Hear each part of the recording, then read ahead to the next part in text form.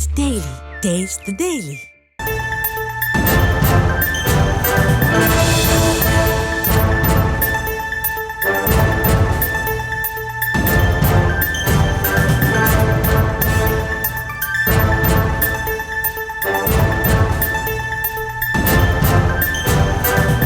அண்மை செய்தியாக பார்த்து வருகிறோம். திருக்கழுக்குன்றத்தில் முன்னாள் அமைச்சர் ஜெயக்குமார் கைது செய்யப்பட்டதற்கு இபிஎஸ் கண்டனம் தெரிவித்திருக்கிறார். கோழைத்தனத்தின் உச்சம் என்று இபிஎஸ் தனது கண்டனத்தை தெரிவித்திருக்கிறார்.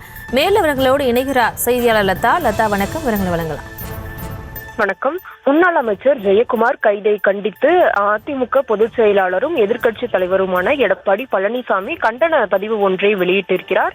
அந்த வகையில் அவர் வெளியிட்டிருக்கக்கூடிய பதிவில் திருக்கழுக்குன்றம் பேரூராட்சி அதிமுக செயலாளர் தினேஷ்குமார் தாக்கப்பட்டதை கண்டித்து தன்னுடைய அறிவுறுத்தலின்படி இன்று செங்கல்பட்டு கிழக்கு மாவட்ட அதிமுக சார்பில் மாபெரும் கண்டன ஆர்ப்பாட்டம் நடைபெற இருந்த நிலையில் போராட்டத்திற்கு தலைமை தாங்க இருந்த ஜெயக்குமார் அவர்களையும் அதே போல செங்கல்பட்டு கிழக்கு மாவட்ட அதிமுக செயலாளர் சண்முகம் அவர்களையும் அதிமுக மகளிர் அணி இணை செயலாளர் மரகதம் அவர்களையும் பல்வேறு அதிமுக நிர்வாகிகள் மற்றும் தொண்டர்களையும் திமுக அரசின் ஏவல் துறையால் கைது செய்து இருப்பது கடும் கண்டனத்திற்குரியது என்று குறிப்பிட்டிருக்கிறார். மேலும் தமிழ்நாட்டை பிடித்துள்ள பாசிச திமுக அரசு தன் ஆட்சியின் அவலங்கள் மக்களுக்கு தெரியவே கூடாது என்று பிரதான எதிர்க்கட்சியின் குரலுக்கு பயந்து அதனை ஒடுக்குவதில் மட்டும்தான் தெளிவாக இருக்கிறதே தவிர ஆக்கப்பூர்வமான அரசாட்சி செய்து மக்களை காக்கும் எண்ணம் துளியும் இல்லை என்று திமுக அரசை சாடியிருக்கிறார். மேலும்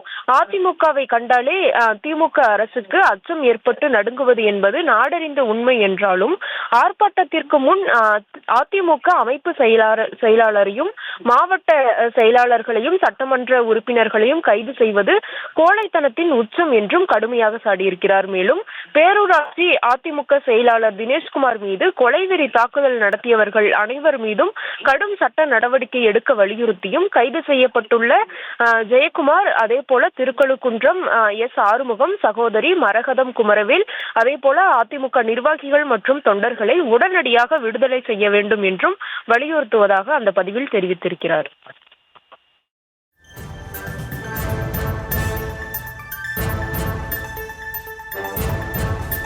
விவரங்களுக்கு நன்றி லதா.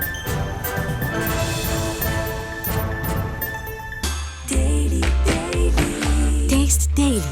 Taste the Daily.